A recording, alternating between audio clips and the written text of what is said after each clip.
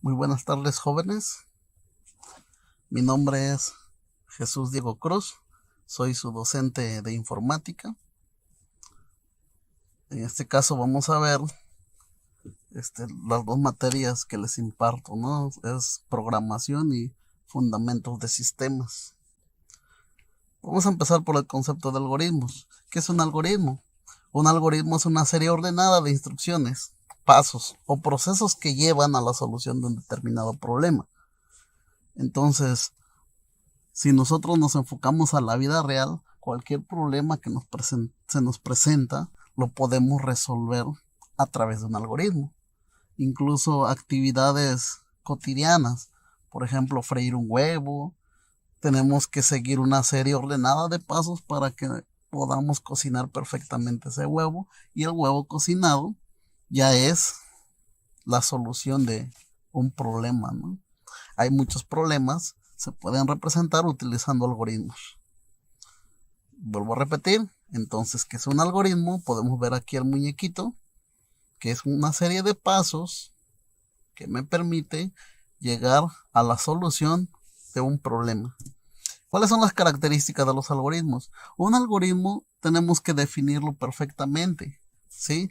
Lo debemos definir de tal forma que ese algoritmo debe ser preciso. Si nosotros definimos perfectamente un algoritmo y ese algoritmo lo ejecutamos varias veces utilizando los mismos datos de entrada, nos vamos a dar cuenta que ese algoritmo es preciso y en algún momento tiene que terminar, que es otra característica, que el algoritmo es finito. Entonces definimos nuestro algoritmo para que sea preciso y tiene que finalizar. Son las tres características de los algoritmos.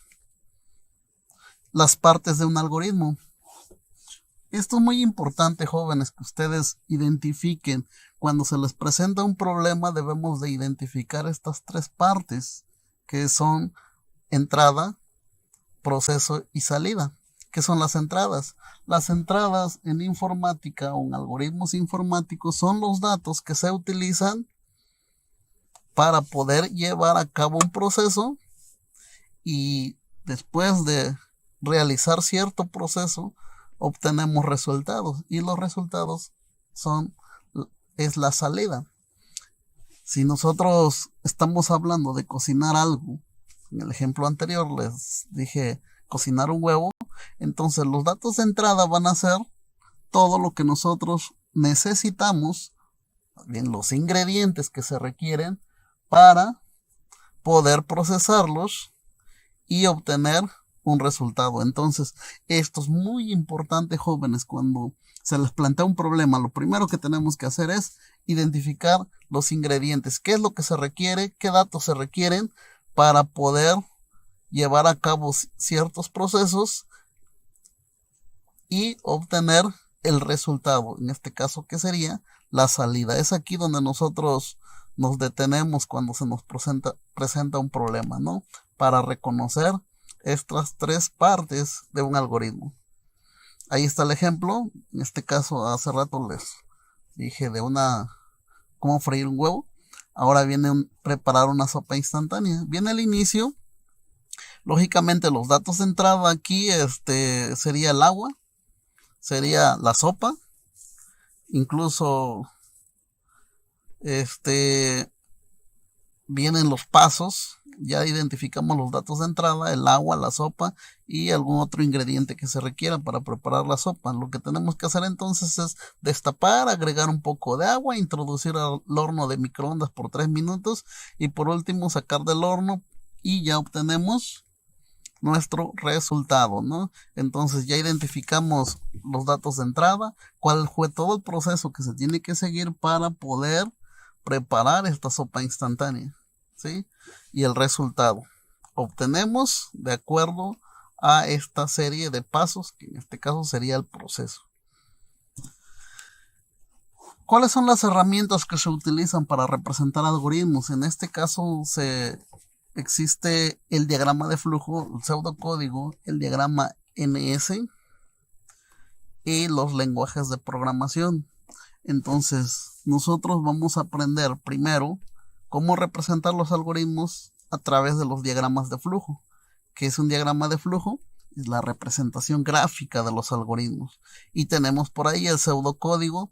El pseudocódigo ya son palabras que se utilizan para representar los algoritmos. Son palabras claves. Por ejemplo, esto de leer A y B, en diagrama de flujo se utiliza este símbolo, que es entrada y o salida de datos. En pseudocódigo se utiliza leer para entradas de datos y escribir para salidas. Y respecto al proceso, ya son procedimientos matemáticos, asignaciones, comparaciones, etcétera. Más adelante lo vamos a ver. También tenemos los diagramas NS, ¿sí? Esto representa la entrada, una toma de decisión, y de la misma forma que el diagrama de flujo, también los diagramas NS es una representación gráfica de los algoritmos.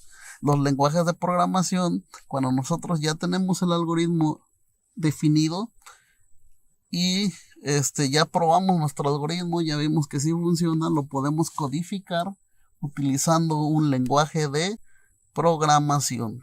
De acuerdo a esto también lo vamos a ver más adelante, los lenguajes de programación. Tenemos aquí entonces la simbología de los diagramas de flujo. Esto representa un inicio o un fin del algoritmo. Si voy a utilizar diagramas de flujo, es importante, jóvenes, que de preferencia esto se lo aprendan de memoria, ¿sí? Tenemos aquí la entrada de datos. Este es el símbolo para entrada de datos. Este es un símbolo de proceso y esto es la salida, ¿no? Aquí tenemos entrada, proceso y salida. Lo importante de los algoritmos son las tres partes. Tenemos por aquí la selección simple. Aquí vamos a tener una condición, ¿sí? Aquí vamos a poner, por ejemplo, si A es mayor que B, si se cumple, haces esto. Si no se cumple, no haces nada. Y de tal forma que esto se le conoce como selección simple. Simple, ¿por qué? Porque solo vas a realizar algo si esta condición se cumple. Solo vas a realizar algo si esta condición se cumple. Si no se cumple, no hagas nada y por lo tanto es simple. Es doble cuando si se cumple esta condición haces esto y si no se cumple la condición te vas de este lado y también realizas otras operaciones y por eso es doble. Si se cumple, si no se cumple, ¿no? Aquí realizamos ciertas operaciones y se ejecuta mi algoritmo. También tenemos la selección múltiple.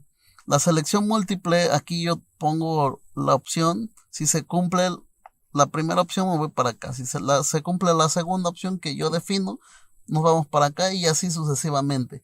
Y si no se cumple ninguna de estas condiciones, nos vamos aquí de otro modo, ¿no? Es la selección múltiple. A todo esto, jóvenes, se le conoce como estructuras de control selectivo. Y por otro lado tenemos las estructuras de control iterativas. Estas estructuras permiten ejecutar varias veces ciertas instrucciones de acuerdo a la condición. Por ejemplo, aquí tenemos la estructura de control mientras y vas a ejecutar esto y aquí te vas a quedar hasta que lo que se encuentre aquí ya no se cumpla y dé falso y continúas. Entonces, si la condición se cumple, la estructura mientras me ejecuta todo lo que hay aquí. Si se vuelve a cumplir, vuelvo a ejecutar estas instrucciones. Y si ya no se cumple, ya se sale del ciclo. Por eso son estructuras de control iterativas. Tenemos otra estructura que es el repetir hasta que la condición se cumpla. Aquí primero ejecuto las instrucciones o series de instrucciones. Después hago una comparación. ¿Sí? Si se cumplen esta condición, repetir hasta que esta condición me dé, bueno, aquí se desapareció el cursor, hasta que me dé verdadero, se sale del algoritmo. Entonces, primero ejecuta, compara, si se cumple se sale y si no, sigue ejecutándose hasta que esta condición se cumpla. Y la instrucción para, esta es una una estructura de control también iterativa o repetitiva. Ejecutas todo este proceso, solo que para utilizar esta estructura debe haber un inicio y un fin. Entonces yo puedo decir, si mi variable empieza desde 1 para hasta 5, por ejemplo, entonces se va a seguir ejecutando, ¿no? En este caso, en los lenguajes de programación, este es el while, ¿sí? Este es el do while, y aquí tenemos el for. En los lenguajes de programación, más adelante lo vamos a ver. ¿Qué es lo que se utilizan para elaborar algoritmos? Utilizamos las palabras reservadas, los datos, constantes y variables, y los operadores. Entonces, las palabras reservadas son aquellas palabras que se utilizan. En este caso vamos a ver con diagramas de flujo cuáles son esas palabras reservadas, ¿sí? Los datos que vamos a utilizar, estos datos se van a almacenar en variables o constantes. Las constantes son aquellos valores que mientras esté ejecutando mi algoritmo, el valor nunca cambia. Y las variables son aquellos valores que van cambiando. Se ejecuta mi algoritmo, puede ir cambiando de valor, entonces se le considera como variables, ¿no? Y los operadores. Tenemos diferentes tipos de operadores. Lo vamos a ver uno por uno. En este caso, en primer lugar, vamos a ver las palabras reservadas que se utilizan en pseudocódigo, ¿sí? Por ejemplo, tenemos se usa el escribir para salida y leer para entrada. Si vamos a utilizar la estructura de control selectiva simple, se utiliza si esta condición se cumple, entonces haces todo lo que se encuentra aquí y aquí finaliza. Esta es la estructura de control selectiva doble. Esta es la simple, esta es la doble. ¿Por qué? Se los expliqué en diagramas de flujo. Las estructuras selectivas simples solo vas a realizar algo si se cumple la condición. Si no se cumple, no haces nada. Sin embargo, para la estructura de control selectiva doble, si se cumple, realizas algo. Si no se cumple, realizas otra cosa. Y aquí finaliza, ¿no? Entonces, tenemos las estructuras de control selectivas y todo lo que vemos de este lado, donde estoy abarcando con el ratón, es para las estructuras de control selectivas. No, perdón, estas iterativas, y este lado tenemos selectivas. Esta es la estructura mientras esta condición se cumpla, haces todo esto, ¿sí? Y si ya no se cumple, te sales y continúas ejecutando. Esto es repetir hasta que esta condición se cumpla y realizas todo esto primero y nos salimos, ¿no? Y esta es la estructura de control, esta selectiva múltiple. Y esta mientras y repetir y para son estructuras de control iterativas. Repito, estructuras de control selectivas, selección simple, selección doble, selección múltiple. Y las estructuras de control iterativas o ciclos es mientras, es repetir y para. Se los explicamos con diagramas de flujo. Bueno, ahora, ¿qué son los datos? Los datos es la representación de una variable o una constante que puede ser cuantitativa o cualitativa.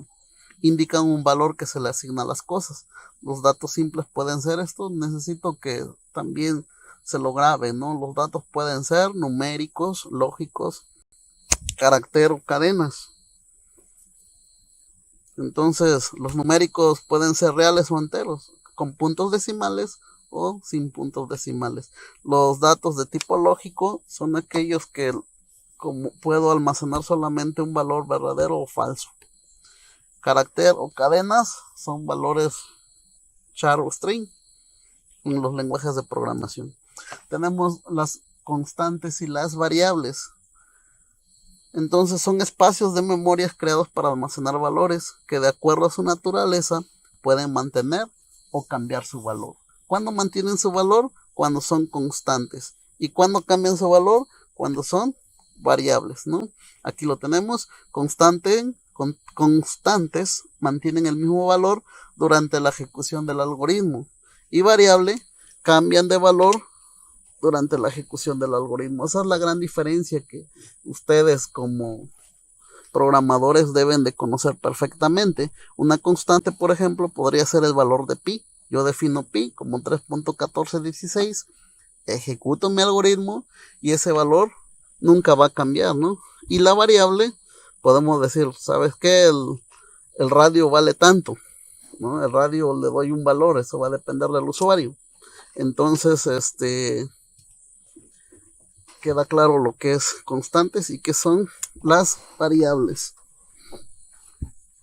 Seguimos. Operadores, los operadores. Tenemos aquí los operadores algebraicos, son los que se usan comúnmente en las matemáticas. Tenemos la suma, resta, multiplicación, división y potenciación. Aquí tenemos el operador mod.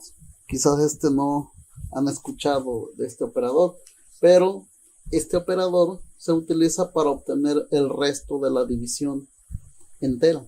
Por ejemplo, si yo divido 9 entre 2 es igual a 4, todo el mundo va a decir que es igual a 4.5 y bla bla bla. Pero el operador dice división entera y va a obtener el residuo. Entonces, si yo le pongo 9 mod 2, el resultado es igual a 1. ¿Por qué? Porque 1 es el resultado, o es el resto, es lo que sobra, es el residuo de la división. Yo sé que 9 entre 2 es igual a 4, pero no me interesa el 4 si estoy utilizando el operador mod. ¿Sí? Por otro lado tenemos los operadores relacionales. Los operadores relacionales me permiten crear expresiones lógicas, ¿no? Tenemos ahí el mayor que, menor que, igual que, menor o igual que, mayor o igual que y distinto que o diferente.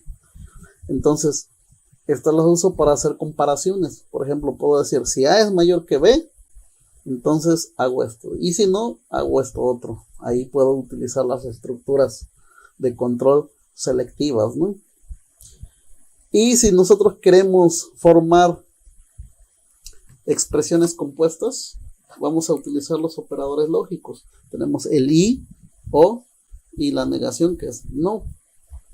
Entonces, si yo quiero utilizar y, puedo decir, si A es mayor que B y B es mayor que C, estoy formando una expresión lógica compuesta. Para eso utilizo los operadores lógicos. Otro ejemplo podría ser, si A es mayor que B o A es mayor que C, ya estamos utilizando la disyunción o.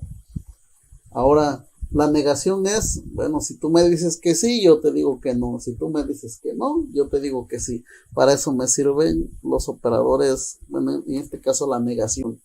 Si yo niego algo y ese algo es verdad, entonces al negarlo se convierte en falso.